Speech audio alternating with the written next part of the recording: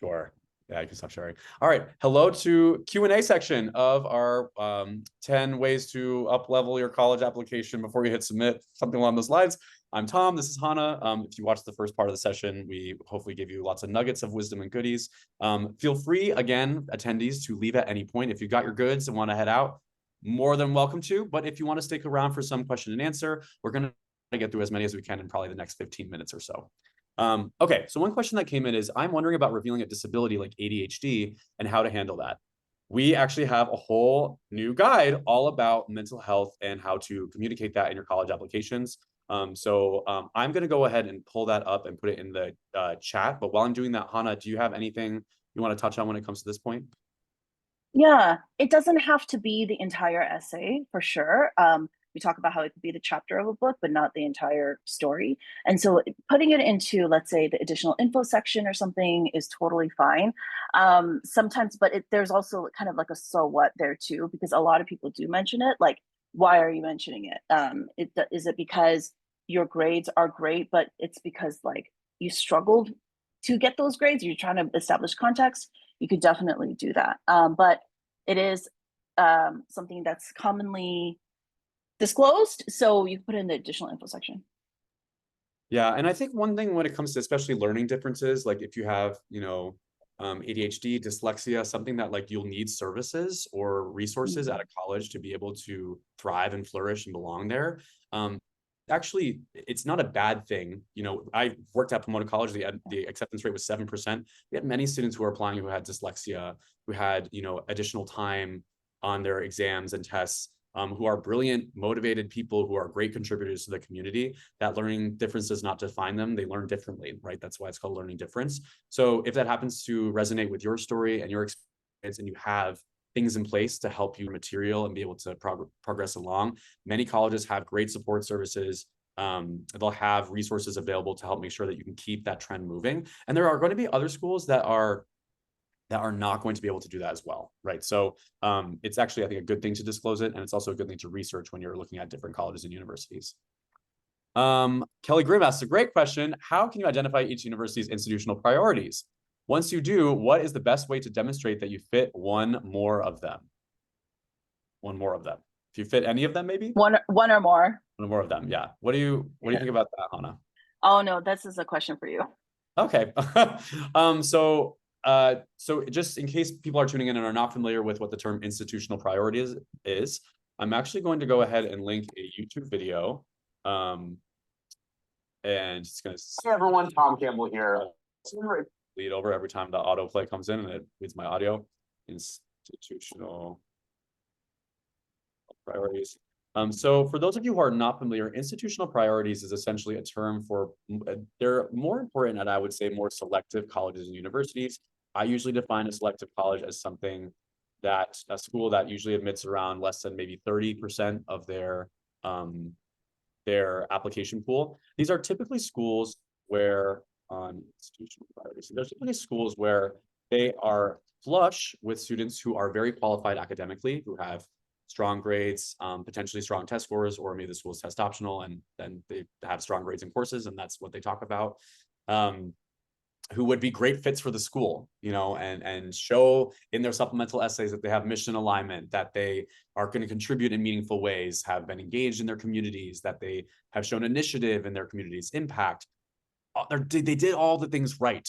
And yet, at these highly selective schools, there are still too many students and not enough space to admit them all. So the college's leadership, the board of trustees, their presidents, there are people who basically are saying, and these are oftentimes things that you can sometimes find in like a school's strategic plan or any documents or news articles about like where they're heading in the future or areas of campus that they want to bolster up. Maybe there's a part of the world or a part of the US geographically that they're hoping to increase students from.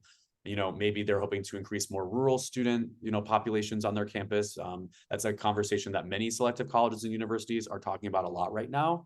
And there's actually a network called the STARS network of a lot of different colleges and universities that are explicitly saying, yes, we value rural students. We are hoping for more rural students to see themselves at our campus and are proactively trying to have those students be a part of our campus community. So that would be an example of an institutional priority. It's something that isn't necessarily something that you chose or worked towards in high school, but is a part of who you are. And some of these institutional priorities are things that you have just inherited by the state that you come from or your gender. You know, at some colleges, for example, right now, there are more, in the opposite spirit of feminine phenomenon, there are more female applicants who are applying to many colleges and universities than men across the board.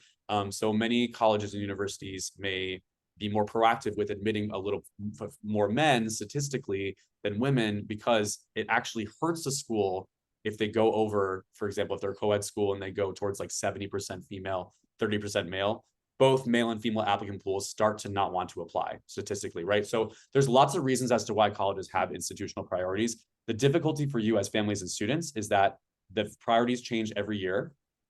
So there are some majors or initiatives or programs that the college decides we're actually doing okay with that. So then the next year they're shifting focuses to other areas. So some priorities are really fluid from year to year. So for you to start in as a ninth grader and be like, oh, I found out that, you know, Scripps College really needs tuba players, I'm going to pick that up. It could be very well that when you're a senior, they are good on tubas. Like the orchestra is stacked, they're good to go. Now they need bassoonists, right? So planning your high school journey around trying to fit a hypothetical institutional priority after 4 years of time is really unrealistic and difficult to do. So my best advice is to acknowledge and know that institutional priorities are out there. There are some that are more publicly available. For example, University of Illinois Urbana-Champaign, they talk a lot really explicitly and openly about impacted majors at their college. So doing research on the schools that you're applying to and they will give you a sense, right? For example, at UIUC, they are very clear that the acceptance rate for computer science is so much lower than other majors and programs at their school, including they have the CS plus X program, where it's computer science plus another discipline, computer science plus history, computer science plus sociology, right? And they show that the acceptance rates for those other programs, you're still doing computer science, but they're actually higher, right? So some schools are more transparent than others with them. There's no real way to know them. I'd say mission statements, strategic plans, or any kind of public disclosures from colleges can allude to that. Sometimes also common data sets can also give you a sense of institutional priorities, right? If a college is really heavily in terms of their applicant pool being mostly women, that may be a sign that the college has more, is going to be harsher, unfortunately, on female applicants because of the supply and demand nature of the mission. On the other side end of the spectrum, institutes of technology like Worcester Polytechnic Institute or Rochester Institute of Technology, Stevens Institute, Colorado School of Mines, places like Caltech and MIT, they tend to have more male applicants, right? So that would be a place where feminine phenomenon is working out, right? But it just really varies on the school, the year, and it's difficult to predict. So that's a long answer, but hopefully it gives you more clarity. I just heard a podcast from Malcolm Gladwell talking about that exact thing, the imbalance of genders at schools. Yeah. Any other questions that are popping out to you, Hannah, in here? There was the question about the sequence of how the application is read, but I think you already answered that with the PDF. So the PDF sequence is pretty much, yeah? PDF sequence for? I'm sorry, so the application. So the question is, what is the sequence of info review by the admissions officer, starting with a personal statement, then supplemental essays, then activities honors, but you have the PDF of what they're gonna see. Yep, when you submit and you can do this now too, if you filled out your common application and you want to see how it will look, you can go to, actually, I can even screen share and do this a little demo right now. And as I'm doing this, if you want to see if there's any other questions that are big ones, that'd be great.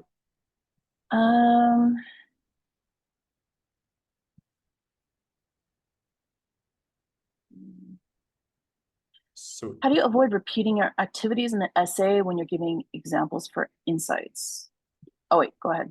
It's a great question. I will quickly show, if you want to know how your application will look to an admission officer, and you've added colleges to your My Colleges tab in the common application, you'll go ahead and go to the My Colleges tab. You want to make sure you answered all the questions that they've required here for their individual school. I didn't answer all of them for every school here, as you can see, but for Bates, I'm ready to go. I answered everything that they asked me. Pro tip, you should do this sooner than later, because sometimes there are schools like University of Southern California where, depending on if you go to their question section and you indicate your major interests, I want to be an engineer. Great. Press continue. Boom, I have these essays I have to write. And here's ones that everyone at USC has to write. I have to do my favorite dream job, my dream trip, favorite book. But I also, for the engineering school, Viterbi, I have to write this essay here and about my background. And then this one about an engineering challenge, which challenge is most important to you and why. So I have to write 2 extra essays. But if I was to select a humanities major, I would have completely different essays that come up. So that's just a little aside.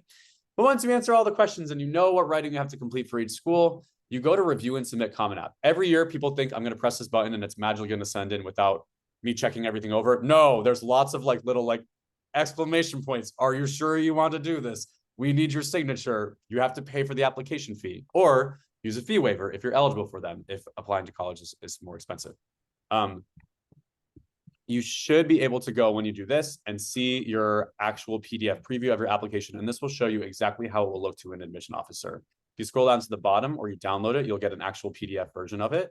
And if you click on this, you can actually see exactly how it would look to someone in admissions. This is exactly what I would read when I worked in an admission office from top to bottom. First, though, the transcript and the recommendations and any of the school documents that were sent in before the Common App. Yeah. So yeah, here's the personal statement, additional info section, very cleanly organized, I might add. And then Bates doesn't have any supplemental essays, but they would be in this Bates College section at the end, if so. Awesome. So the one other question was about the activities. How do you avoid repeating your activities in the essay when you're giving example for insights? I'm stuck on giving examples of how I've done something, but it feels like I'm repeating my activities. I would try to, ideally, when you think about your activity, try to zoom in. I actually use this exercise called the iceberg exercise with students that I work with. And essentially it's the premise of okay, there's a lot of things on the surface that someone might expect you to be involved in with debate team, right? But I know high schools. In fact, I was watching an episode of a show called The English Teacher on FX. I don't know if anyone's heard it before. But high school is a wild, wild world, right? And teams have a lot of drama and dynamics and politics. And there's usually a lot of tea beneath the surface of the iceberg that sometimes maybe you had a role in mediating conflicts. Maybe there's things about the team that people didn't know that it was about to fall apart, but you ended up saving it. There are oftentimes moments that maybe you don't necessarily think are as college-y, but are real interpersonal, real deal, real life experiences that are typically a part of someone's involvement in a club or organization or an extracurricular. So I would encourage you to think about different specific examples of activities. It's okay to mention them in different spaces, but ideally the content and the specific examples and ways that you showed up are different from place to place to, again, show that breadth and be opportunities to show more values, roles and identities and things along those lines. There's another question. How do I balance the tones, conversational and formal, in my essay? And so my answer for this is that just make sure that it sounds like you. Something that we do a lot is read the essays out loud. In this age of AI, it's really important that it sounds like a teenager writing these things. And oftentimes, I think students just try to think that they need to sound smarter and things. But again, it doesn't, you don't have to. It doesn't have to be super casual where we can't understand what certain slang means, but just make sure that it's definitely a bit more, that your sense of voice is there. There was a great question about pay-to-play activities, and I'm going to share a blog in the chat that speaks very extensively about this. So the term curricular activities, everything you need to know. So this blog is a beast of a writing assignment for yours truly, and it includes lots of common questions about extracurricular activities, how they're seen by admission officers, and there's examples of all the different categories in the Common Application and what types of activities would include there, typically how they help students develop. The question here is, what is your opinion on leveling up your applications by doing pay-to-play activities like summer pre-college programs or research that many companies now offer? Are these a good choice? It's really funny that you're asking this question, anonymous attendee, because Hannah and I actually just came back from a conference called NACAC, it's National Association for College Admission Counseling. And there was actually a session that was hosted by several different admissions reps, one of which was Caltech, California Institute of Technology. And they literally talked about how pay-to-play research experiences where students pay companies to work on research projects have become so common that it's not something that really is standing students out from the pool at this point. And oftentimes students do those passion projects solely for the reason that they think it's going to look good for a college. And it's not always as genuine in the way that it's delivered when the intentions are not really self-driven and self-motivated. So this is not me saying that like none of these pre-college programs or research programs can be really important to a student. I know many students who've done programs that have been paid programs that have really helped click an insight for them about what they really want to do with their future. And then they started to do other things related to that. It was a catalyst experience for them, right? So it's not me saying that these programs are bad, but I would say that if you're only doing them to try to stand out and look better to admission officers, that rationale and approach is not, I'd say, something that is really going to yield the results that you're hoping for it to. And there are also lots of free or low cost ways to make a difference in your community, to showcase your values, explore your intellectual interests that do not involve paying for any paid research program at all.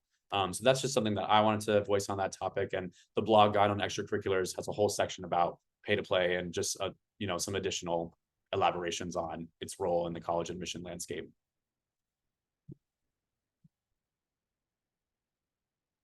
Okay, so I'm seeing that's 5:20. And I'm wondering if there's any final questions that you saw, Hannah, that you feel like would be pretty broad for most people.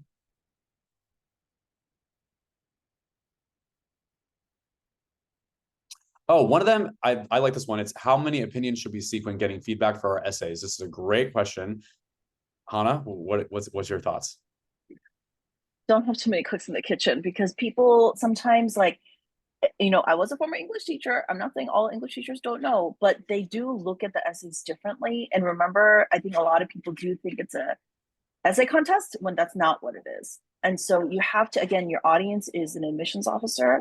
And so I think it really, sending it to too many people, it doesn't work. And honestly, just because you have a friend or a sibling that went to that college does not mean that they're qualified to read your essays and do it. Okay. So again, there are lots of different factors of why they got in, institutional priorities and all those things. And so I would not share it with too many people. But I know that's not a clear number, but yeah. Yeah, a lot of students, I just put a guide in, and I think this probably will be our last question for the night, just for the sake of time. But a lot of students were asking about the additional information section. I know we didn't necessarily spend a ton of time talking about it. I think what Hannah showcased with her students application, the gem crystal, it's funny, I have my amethyst one right here. Not even my birthstone, but it's just giving me some mystic powers, hopefully. Additional information sections come in all shapes and sizes, as do all of us. And there's a guide that I just included in the chat that will also be included in the follow-up email for you to get some best tips, practices, more specific examples of how to use this section. Number one, you do not have to use it. It is completely optional. Mm-hmm. Number two, I would say, as Hannah cautioned, this is not a chance to explain every single activity in more detail. You do not need to give more bullets about French Club where you were just a member in 9th grade and went to like 3 meetings. That would be an example of overkill, because the person in admissions probably gets a sense that you were involved in French Club. That's great. That's lovely. We love the exploration. But ideally, if you want to expand on activities that are particularly, you had a huge role in the activity, maybe you were involved in it in multiple years, you rose in different roles in leadership, you had a particular impact with that activity, or you took on initiative to start up a project or start up something in your community that you were starting more from scratch, that wasn't pre-existing. Those are examples of activities that usually deserve a little more time in the sun. There's more to the story. There's more there. So I would say maybe looking through your activities list and say you have, 8 activities. I would guess that there's probably maybe 1 or 2 ones that are probably ones you may want to expand on, and maybe give 5 or so bullets of additional context about your role, how you got from point A to point B, and including some of those statistical achievements, right? Of like raised X number of dollars, or reached X number of people. So there's actually a YouTube video that I recently did for the College Essay Guy channel that is a complete guide to completing your Common Application. So I'm going to link that as well. This has been quite the day of shameless self-promotion, and I'm here for it. Common walkthrough plus additional section explanation at the end. This goes through a sample application of a student named Troy Bolton, which if you are a millennial like Hannah or myself, probably really familiar. Some of you may not know this, but of course they did do the reboot of High School Musical with Olivia Rodrigo. But this is Troy Bolton was the lead character of High School Musical, Disney Channel original movie, and his whole thing was being involved in both basketball and the arts. You know, he wanted to be a singer, but also he was a star basketball player, and his dad was the coach at the school. So there was lots of layers and complexity. And so this is a sample application of Troy Bolton's. The YouTube video actually goes through the whole thing. It's all fictional, right? This is as if Troy was applying to colleges and sharing his story, you know, with admission officers. But you can see his future plans here are that he plans to be a lobbyist advocating for a hybrid arts and athletic public school curriculum. So he used even the future plan section of the Common App to be a little more distinctive and original. But if you go to his activities list, and this is again completely fictional, this is not, you know, the extended cut of High School Musical. Say he was the founder of a nonprofit, student-led nonprofit called We Wildcats, pairs high school athletes and musicians with low-income students who have aspirations in both fields. This is an example where this was one of Troy's kind of more areas of initiative. He started this up from the ground up. And so he wanted to spend a little bit more time in his additional info section talking about We Wildcats, what it meant. He gives the, you know, inspiration behind why he decided to do it, the mission of it, the program structure. You know, he talks about how much money they raised, what are some of the specific, you know, businesses that partnered with them, how many events did they put together to help accomplish this goal of 300 students. You know, so these are all examples of how to use your additional info section when it comes to activities to really help up level that. Additional info section is also helpful, not just to expand on activities, but as places to explain dips in grades, challenges, you know, in your high school experience. For the student who asked about their diagnosis of ADHD, that might be a place where you potentially would want to talk about something like that. So yeah, the blog guide kind of covers lots of different ways you can use the additional info section, but hopefully the example with Troy gives you a sense of how you can potentially do it with from an extracurricular standpoint. Okay. So one last question yeah. to answer. One last, because a couple of people have been asking, like, do I submit a resume? Only if they ask. So like UT, they ask for one. Please don't submit more than that they need to know. So yeah, it's usually pretty competitive. So it's not really something that you need to do unless they ask for it. Yeah. Hannah, such a pleasure. Thank you for staying 26 minutes over. And all of you attendees, thank you for joining in. We hope this was helpful. We know that, yeah, there's a few weeks left until those November 1st deadlines. I know some schools have November 15th deadlines, like speaking of UT, University of Texas. So best of luck with everything. Again, College Essay Guy, we're here for you, both our YouTube channel, our courses that we offer that are free or pay what you can. We have one-on-one essay services and application services for students. So yeah, we hope that you lean on us for support in these next few weeks. All right. Take care, we Wildcats. Keep phenomenon. All right. Bye now. thanks, everyone.